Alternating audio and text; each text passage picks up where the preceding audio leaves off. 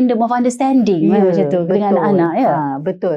Kita this is what in psychology parenting skill they said it that we put the demand tu is maksudnya kita kata macam okay, ini apa yang I would like to do, then kalau dia kata mama tak cukup lah sejam kan, saya nak tambah, tambah boleh dalam 30 minutes ke kan. Ada negotiation lah. Ada negotiation. Itu adalah salah satu ciri keibubapaan yang efektif lah.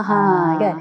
Tapi kita jangan lupa bila kita dah set demand, dia kata ya kan, setuju, we need to monitor. And we need to enforce the consequences. Enforce the consequences. Baru berlaku efektif lah. Tapi kalau mungkin rata-ratanya saya dah letak dah demand anak saya tak boleh nak tengok lebih daripada 1.5 jam.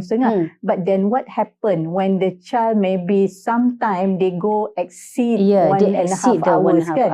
So apa yang you buat? You tak ada macam buat dia tak reprimand kan. So kalau reprimand maksudnya you dah monitor, you enforce the consequences tu, dia kena nasihat, dia kena marah tu, dia tahulah salah. So dia tak akan buat lagi kan. So dia mesti datang together. Demand, monitoring and enforcement. Demand, monitoring dan enforcement. Dia kena buat. Monitoring ni macam kita tengok lah, kita pantau kan. Melayunya kita pantau, betul dia 1.5 jam.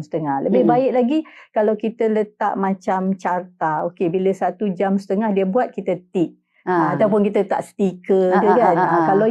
Kalau you mematuhi apa yang kita dah agree, so mungkin hujung minggu nanti you boleh tengok apa ke